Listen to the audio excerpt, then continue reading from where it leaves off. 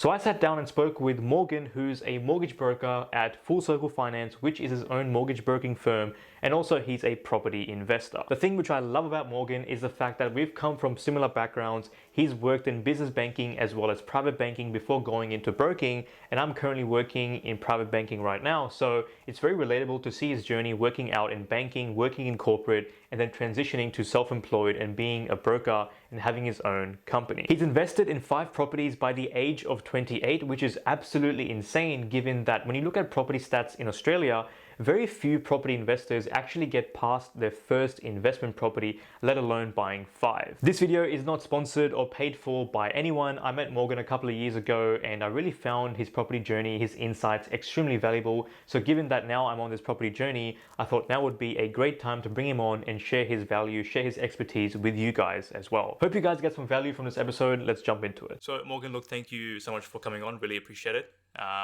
Obviously, you've been investing in property for quite some time. So I'd like to find out a bit more about your journey, why you chose property, and what you do now in terms of earning a living and so forth. Yeah, sure. I guess the reason I kind of picked property was almost like by default. I didn't really know what to do with money when I was saving up and kind of putting everything away. But the idea, I guess, of having a property and something like tangible that you can put your hands on and touch, I guess, appealed to me. And I didn't really know if I wanted to buy a place to live in or do an investment property portfolio. But yeah, a good mate of mine actually kind of like planted the seed and said, "Oh, like how cool would it be, to be this like teenager or like young 20-year-old and rock up to your tenant's door and be like, hey, pay me money." But obviously we don't do that these days. We use property managers. So that's kind of what put me down that pathway. But yeah, like fast forward to today, what I do for a living, I'm now a mortgage broker and I help a lot of property investors kind of do the same thing as what I'd previously done before. So that's me. Yeah, nice. And in terms of your property portfolio, how many properties do you currently own so far, and what is your journey looking like in terms of where you want to be eventually? Yeah, so for me, I've actually got 3. So I did have 5, but I sold 2 off. And since doing that, yeah, like being self-employed, I couldn't exactly borrow straight away when I left my like regular pay-as-you-go job. So I've been kind of working on building my financials up to look really nice and good. So when I do actually prepare last financial year's tax returns, I can go again. So for me, that's kind of what I'm gearing up towards at the moment. Yeah, right. So you say that you're self-employed. So what are you working as at the moment? And what made you sort of shift into, I guess, being self-employed as opposed to working in your previous job, I suppose? Yeah. So for me, for most of my like kind of corporate life, I worked at one of Australia's major banks, CBA. Yeah. I did that for about 10 years and I really actually quite enjoyed working there, but it kind of got to a point, especially along my property journey, when it just felt like, oh, I can do so much more and earn way more and add more value through something aligned to property. The penny kind of dropped after I did a really big renovation on a regional property and made quite a lot of money tax-free. And I just thought, what am I doing here in corporate? But to be honest, I didn't actually do anything for like maybe 4 years. So I quit working at CommBank and became a mortgage broker. And what kind of led me to do that was I had luckily had a really good mortgage broker along my way, and I learned a lot about the investing process using a mortgage broker because, I worked at the bank and I thought I knew how lending works, but when you use a broker, they know more than just one bank. So for me, I really enjoyed that process and adding value, and it was kind of something that I easily wanted to gravitate towards. And that kind of what led me down this path. I just realized I forgot. What was the second part of your question again? Second part was I suppose, obviously, I think you kind of answered it. It was more so about you went into broking.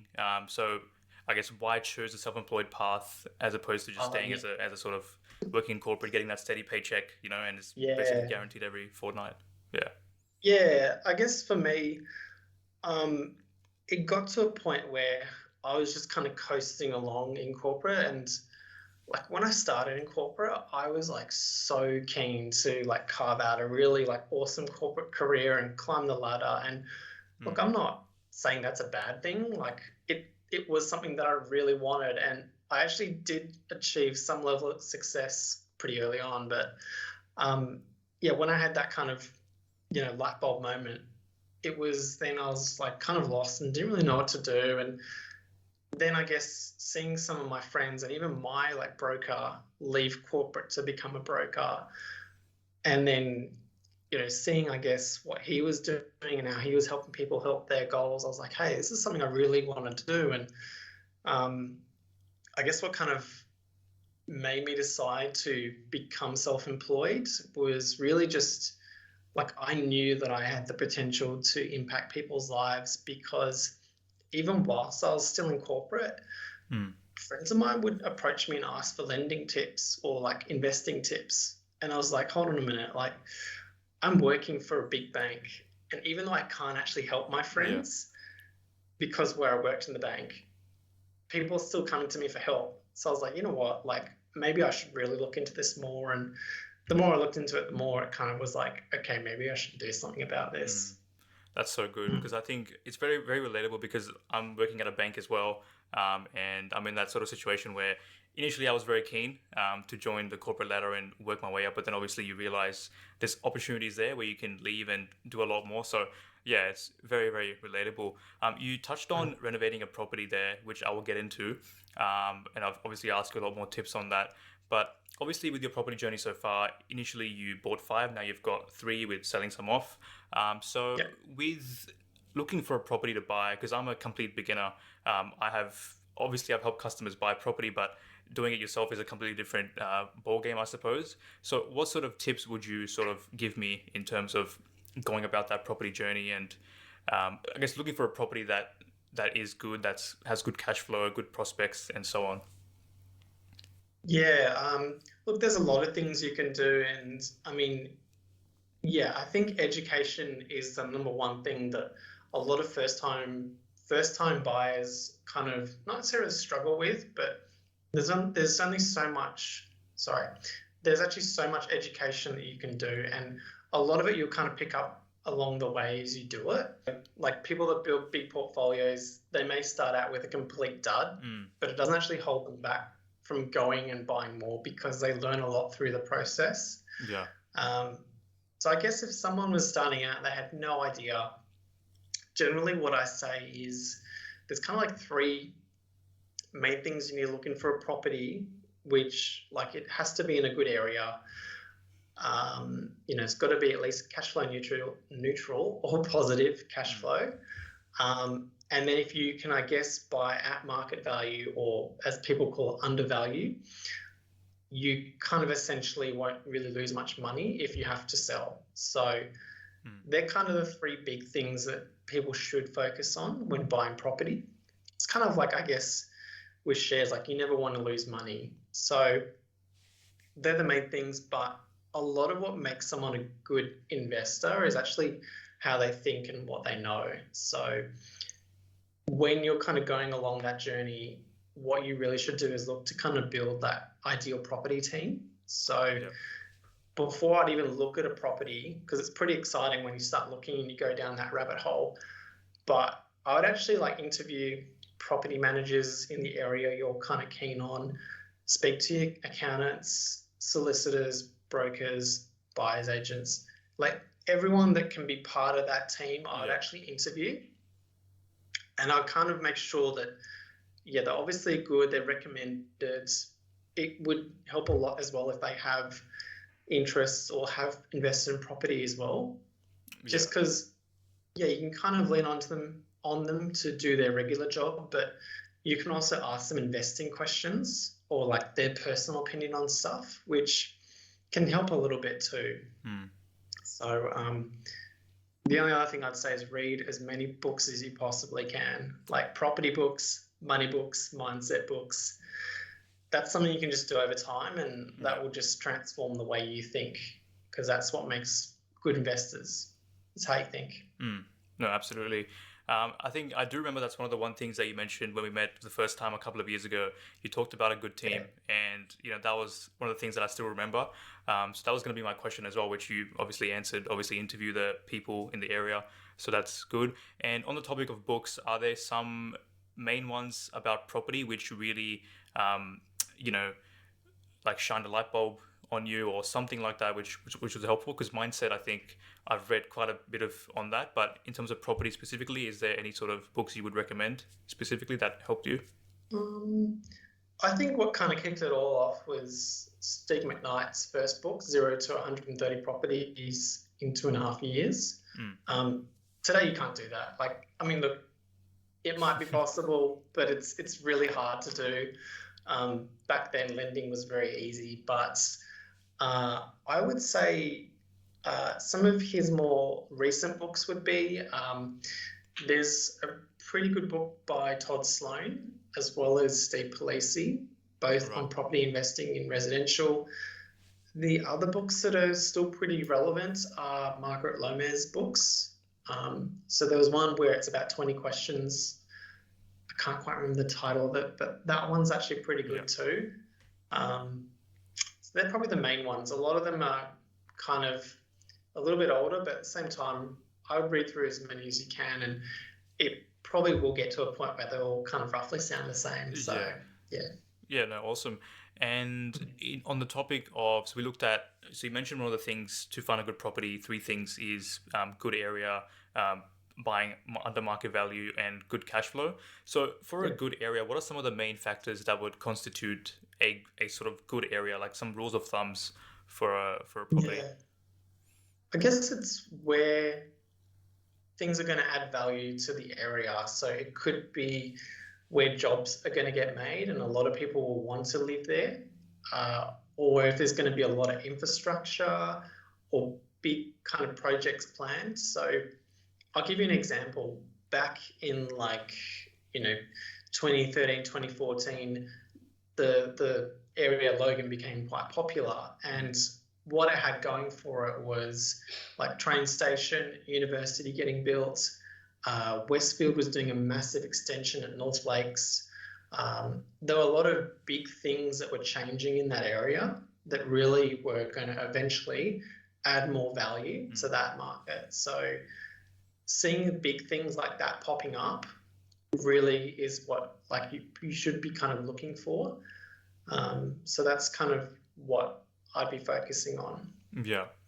And you also mentioned obviously with the buying under market or sort of undervalued properties, how can one sort of go about that? Because obviously, it's competitive. So what are some of the things in which you can gain an edge over, say, a certain buyer in that race to buy the property? There's kind of 2 ways to go about it. I guess it will come down to how you want to transact in the market. So if you're someone that's really time poor and you don't mind spending a bit of money, using someone like a buyer's agent can help. And the reason I mention this compared to doing it yourself, it kind of all comes down to relationships.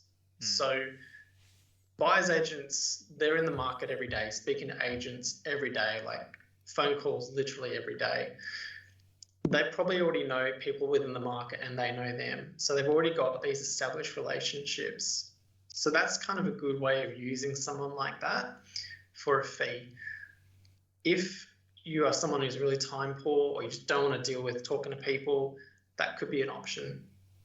Or if you like chasing deals or building relationships or meeting people face to face because you've maybe got a bit more time to do that, that's a good way of doing it. And I guess the more you're kind of showing up in that marketplace, people will start to recognize you or remember you. And if you can, I suppose, give them the comfort that they're going to, I guess, close a deal with you successfully, you will at some point get what's called like off-market deals, right? Where they'll just see and know that you're serious. You're not going to waste their time. Because I suppose at the end of the day, like real estate agents, they are acting for their client, but they also want to get paid. So if you can give them that assurance that it's going to happen, they'll probably want to deal with you compared to someone else who's maybe a bit flaky. So Yeah. yeah, with it, having their goal in mind when you speak to them is how you'll actually be able to get those types of properties. Yeah. So just continually just showing up there, obviously showing that you're keen and you've got all your finances sorted, helps quite a lot, obviously, in securing the deal and them taking you a lot seriously. So yeah, good. In terms of Yeah. finding a good buyer's agent, what are some of the things, because there's so many out there in Sydney and, interstate, what are some of the things which I can look for? Because there are a lot of good reviews, but what are some of the good things to look out for? Um, I think if you're like kind of speaking to a lot of professionals, ask for who they would recommend. And or if you're speaking to people within that kind of community, I would also just take note of what others are mentioning. Yeah, like Google reviews are pretty good, but then I'd maybe make a short list of who keeps appearing, whose name keeps coming up, Mm. and then I'll just interview them. Like it may come down to you just gelling well with someone, or maybe they've got a similar philosophy as you, or it could be something to do with how they do the search, how they present it to you, what their terms are. So yeah, look, there's some who just really deliver good results. If I was asked, like speaking to a few, I'd have a good like list of questions to ask, like Yeah. maybe what do they do if a property they bought a year from now has major issues? What do they do about it for their clients? Kind of Mm. like all these what if questions. So stuff like that is what I'd Yeah. probably be asking. That's really good. Yeah. Just what if questions. Okay. And Yeah. in terms of, so obviously buyer's agents, there is a fee attached to it. So what are some of, like, what is a rough fee that is charged, do you find with buyer's agents? Because I'm actually Um, considering sort of looking at that as well. yeah, look, I think the kind of going rate is about 15,000. But then again, I mean, Yeah. some agents have different fee structures as well. So some have it kind of attached to purchase price, whereas some it's just a flat fee no matter what. Um, I've seen different kind of pricing models. So I guess it just depends on the business owner and how they've kind of structured it, I guess. Mm. Yep. Okay. And the other thing, so we talked about obviously what constitutes a good property, those factors. What are some of the red flags in a property that if you're looking for something, what are some of the things to really, watch out for if you're going for a purchase? Um, yeah, look, it's funny because if someone asked me that question before I did my massive reno project, it probably would have had all the red flags. But I Sweet. guess red flags would be something like if it's in an area where it could affect either the immediate or future value. So things like properties that are close to floodplains, or if it's in a bushfire area, like there may not be an immediate risk of a bushfire, but it could happen later. Um, if it's close or really near kind of like a massive noise pollution area, so a major highway or something like that. I mean, look, people still live in them. It's just you're going to have, when someone's deciding where to live, they're probably going to pick the quieter place where there's not as much noise. Yeah. Um, Apart from that, yeah, if it's got structural issues, I would say it may cost you a fair bit to fix now, or it might later. So things like supporting beams or anything that's material could potentially also affect how banks value that property if you need lending for it too. Um, so they're probably the main things that I would kind of consider. Mm. Some people are a bit iffy about termite damage as well, or termite nests nearby. I think they're kind of case by case. Right. So using someone like a building and pest inspector will really help mitigate that. Yeah. And obviously those inspectors would then also mitigate against the structural issues as well. They would find those things and yeah. So you reckon for every property deal, getting an inspection is almost necessary. Like it's a crucial step to really sort of pay $1,000 here to obviously save yourself the headache down the track. Yeah. Absolutely, yeah. I mean, and at the same time, they can also help you as well. Like if you're buying in certain states, that can actually give you leverage to try and negotiate a lower price if there is kind of things that need repairing that are just wear and tear. Like I've had building and pest inspection reports come back where it really actually isn't that bad, but how they word things in the report makes it seem a lot worse than it really is. So yeah, if you know the right people to speak to or the right companies to engage, they're going to help you a little bit more with that buying process to hopefully get a little bit more off. Interesting. Okay, that's good to, yeah, no, awesome. And touching on the renovations, which you mentioned previously. So obviously with your renovation experience that you would have had, you mentioned it caused you a bit of grief there. Is that right? It was a bit of a headache or? Look, I saw the potential, and when I bought this property, for people listening, like it's the kind of house that if you're looking at it from the street, it had a lot of fire damage to it. So you can actually like see right into the house from the street. There was no like front door or windows. It was all gone. So literally could see in. It was all black and dark in there, and yeah, like getting funding to just secure the property was actually quite difficult for me. Banks didn't want to lend me money, so I kind of had to take out a personal loan and borrow a bit of money from family just to secure the purchase. And then I actually had to renovate it. So basically I had a bit of an unconventional approach to the acquisition and doing it. And yeah, like it was my first ever reno. Like prior to that, I had no idea how to paint a wall, let alone, I probably didn't know how to change a light bulb. So yeah, it was very full on. Like at times I was very stressed out of my mind about everything. But yeah, like I guess once it was all eventually done, I was able to get it properly valued because we now had up to a standard where you could put a tenant in, and yeah, that's when I had a really good valuation on it, and I was kind of able to refinance my personal loan, pay the family back that I borrowed money from, and then use even more equity to then go to that next property. So yeah. And that property is still part of your portfolio. Tenant is still there, and yeah, it's like the best property ever. So it's had good growth. It's got really good rental yields. So I'm like never going to sell it. Yeah, no, that's really good to hear. And in terms of renovations, what are some of the? I hear a lot in the property investment community about manufacturing equity. So what are some of the easy wins you can do with renovations to really, create some equity in the property and get a quick win?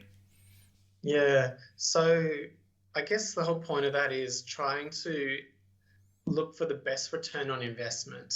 So doing things that don't necessarily cost as much money, but give you a lot of value in return. So probably the easiest thing for that is paint. Like a lick of paint throughout the whole house is just going to do wonders. Like white paint, yeah, definitely do it.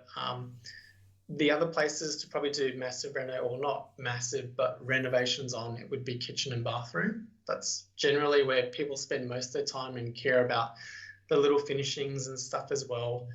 I used to buy all this sort of stuff in bulk from like Bunnings, or if I could through builders who've got relationships with wholesalers.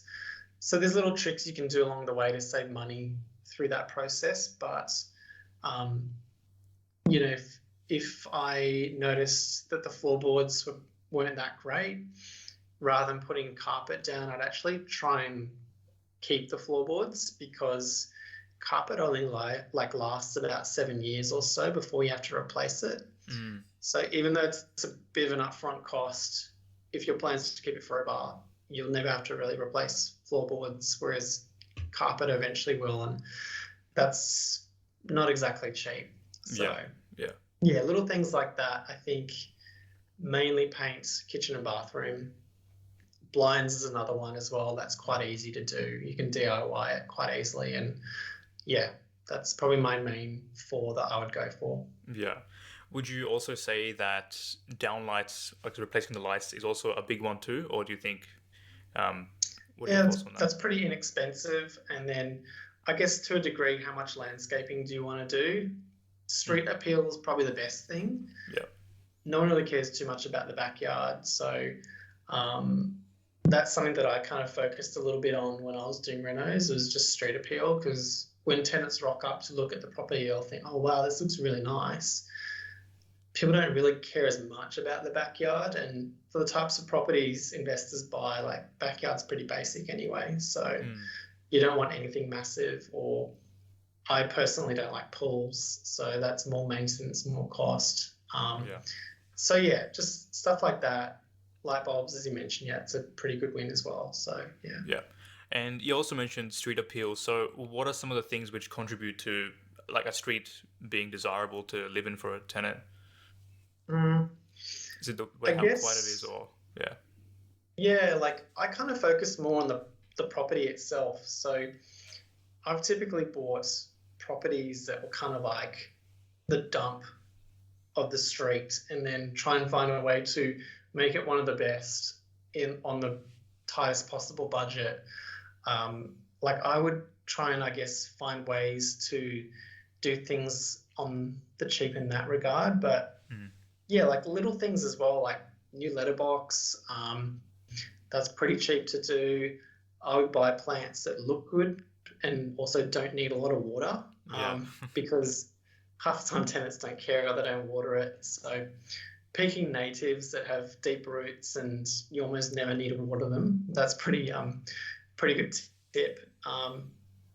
Otherwise, yeah, just yeah, that's the main thing. In the front facade of the property, if it's something that's like a weatherboards, if you do have budget, like painting the outside of the house, it's a really big value add, but it Mm, does cost a little bit. So you can DIY.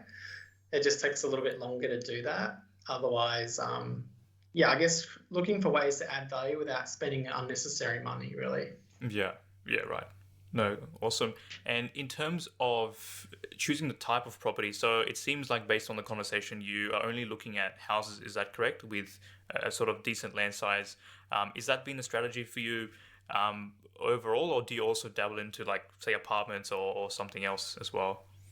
Yeah, I tend to only pick houses, only, and the main reason why, not necessarily to speak badly about units, like there are good deals that are units, but it kind of comes more down to the property itself.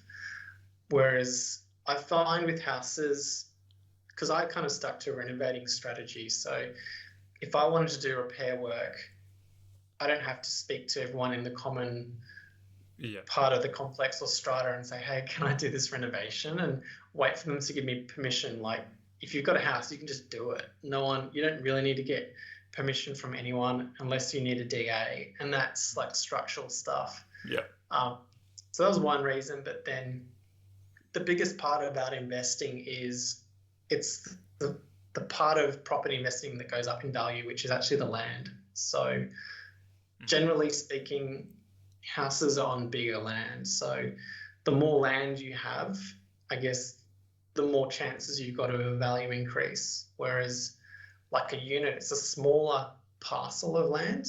mm, And yeah, there's things that you have to deal with as well, like strata. So if someone breaks something in common area, even though you haven't done it, like you have to yeah. pitch in That's to right. repair it. So there's a lot more rules and regulation for stuff like that now, especially with older properties in strata. So yeah, it's just you can get good deals. It's just I find there's a lot more control and a lot more potential for price increase Yeah. with houses instead. Yeah. Yeah. Awesome. And the other thing is, so with my property journey personally, I have worked out that I want to go up to a maximum of 400K as a first one, just Yep. to really, I guess, venture into it. I can borrow a bit more than that, but I think I want to stay at this level. Do you still Mhm. find with your experience there are still deals available under that mark, or do you find that the property prices are sort of increasing quite a bit, like nationally, so it's becoming Yeah, tough to no, it's find that? definitely possible to get deals like that. yeah, like we've got clients buying in parts of South Australia, Northern Queensland. You can get parts of, I think, regional New South Wales still. So yeah, it's definitely doable and definitely possible to make money. Like, heck, I met people who've got portfolios of like 30 properties, and they weren't earning very well, and they started with the very cheap properties. Yeah. Um, Wow. and I mean, they've been investing for like 30 years, so probably longer than you and I have been alive. But they've kind of Yeah. they've done it the slow way, Yeah. and now they've got properties that are worth well more than that. So yeah, it's definitely possible. You just gotta, I guess, it's just starting and then riding that wave up. Yeah. Yeah. Yeah, right. And in terms of the purchasing costs, so I've accounted for stamp duty, conveyancing costs, building and pest, and potentially a buyer's agent cost as well. Is there anything else which would add on top of that, do you think, which is necessary for a property purchase or advisable that I need to account Yeah. for? So kind of a quick and dirty way of doing numbers.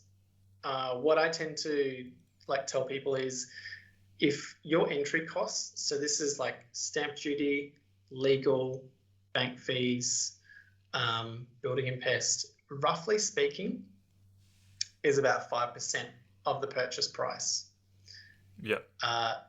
Depending on whether you use lender's mortgage insurance, that's about 2%. And then you've just got to figure out what your deposit is. So 10, 15, 20, whatever that is. Yeah. So add all that up. Obviously, if you're doing a 20% deposit, there's no lender's mortgage insurance, but that will quickly help you qualify whether you've got enough money to, I guess, buy. So that's kind of a quick way of doing it. I think if you're keen on certain states, it does vary between stamp duty. Yeah. Like Victoria is one of the highest. South Australia is not too far behind. So if you really want to get specific, I'd check out some of those calculators. But yeah, that's more or less kind of rule of thumb what it is. Yep. And how much of a buffer do you recommend to have per property? Because if I do this, I think I'll be using up pretty much all of my cash savings. So what is a good advisable amount of buffer to have for a property of 400K? Is that as in like how much money you have left over after you buy? Or? Yes. Yep, leftover. So everyone's a bit different, I guess. I've had people that are happy to throw all their money at it and have like nothing left. I probably don't recommend doing that. Yeah. But look, I'd say it's kind of a personal preference, really. Like, I guess you need to ask yourself what will help you sleep at night. Like, is $10,000 left over enough, or is 5 okay? Especially if you've got like steady job, or it comes down to, I guess, what you're going to be comfortable with as well. So yeah. Yeah, right. No, awesome. And you also mentioned LMI, and I saw a post on your page just recently. You talked about how would you be happy to pay LMI now and get the gains, in a while. So what do you say to people that are trying to save up that 20% to avoid the LMI? What are your thoughts on that aspect? Yeah. So I guess for people that probably haven't seen, like, LMI, I guess, yeah, it is a fee that you have to pay, or it has to be accounted for in one way or another. And depending on the purchase price, it could be a few $1,000s, or it could be like 10 or 15,000. Kind of depends on your purchase price, I guess. And, some people really, like, it's kind of a conditioning thing. We all tend to think about the fee. And look, it is a genuine thing. It comes out of our pocket when we buy the property. But then if you buy such a good property that maybe in a few months or even a year down the line, maybe that $10,000 you spent on LMI, maybe that property is now worth $50,000 more. So it's like, would you want to spend an extra 10 to maybe make 50 later? Like, you've just 5x'd that LMI. Yeah. So, it's hard to wrap your head around it when you're looking at everything, but yeah, that's probably what I would say. Then again, it takes so long to save for that first property. So the name of the game with property, it's not necessarily timing the market, it's time like in the market. Yeah. Yeah, and normally the best time to buy is like now, the second best time is yesterday. So I would just say if you're okay with wrapping your head around that concept, then at some point later down the line, you can probably either move that property to a different bank, maybe get better pricing, or use that to leverage to the next if the goal is to keep going as well. Yeah.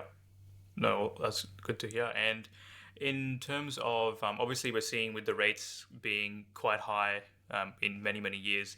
And I think there's some stats coming out of supply being quite low, it seems. Is it still a good time to get into it where there's a lot of competition? Or obviously, what are your thoughts on this whole situation currently that we're in right now? And do you think it really matters for the long term or? Yeah, I'm going to try and quote Warren Buffett, and I'm probably going to butcher this, but I guess right now everyone's kind of scared to buy. Rates aren't great, and yeah, there is limited supply. But I guess looking forward, what's probably going to happen is at some point down the line, when it eventually happens, rates will go down. And I would imagine when that does happen, the property market will pick up.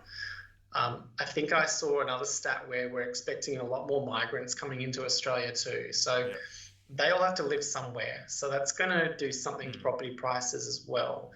So whilst lending is pretty tight now compared to almost a year ago, I would say the best time to buy is probably when you can afford it. That's the main thing. So yeah, if you can't afford it, then spend the time doing as much research, self-educating, interviewing people as part of the team, set everything up so that when you are ready to buy it and you can afford it, then you can hit the ground running. But that's probably my 2 cents on that. Yeah. Sounds good. And two questions for you, Morgan. Do you have any parting advice for me in this property journey? I'm nearly there with my deposit. I've got a couple of months left. I'm going for a 10%. So anything else that, could help me out in this first property? You mentioned you work for a bank. I would use your staff benefits as much as you can. Yeah. If they're going to work in your favor, definitely flog that for all it's worth. I did that when I was at CBA, and it was the best thing ever. Yeah. Look, I'd just say, keep doing what you're doing. Like, you're on the right path. You're part of a community which, most of the people in the investing community, generally speaking, are kind of ahead of the curve and ahead of the general population when it comes to just investing fundamentals. So keep doing that. Keep meeting more like-minded investors, maybe those who've, still doing it, or I guess have the accomplishments that you're wanting to replicate. Looking for those nuggets of gold from either them or property books is probably what's just going to help you. But I'd say you're doing all the right things. So yeah, go for it. Yeah, good to hear. Definitely will be using all those benefits and go for it. And just lastly, Morgan, look, it's been great having you on. I've learned quite a bit, lots of book recommendations and little nuggets of advice there. So if people want to know more about you and get in touch, perhaps, how can they find you and how can they get in touch and learn more? Yeah, sure. Google my name, Morgan Bushell, or look up the my own business, so Full Circle Finance. Will pop up on Google or Facebook, Instagram, all that stuff. So that's where I exist. Awesome. I'll leave that in the description as well. And I'm definitely look, it's been great having you on. And I'll be keep following along your journey and obviously taking in passively those little posts and obviously learning more. So it's been good. Look, you have a good night. Thank you. Appreciate it. Thanks, man. Bye. All right.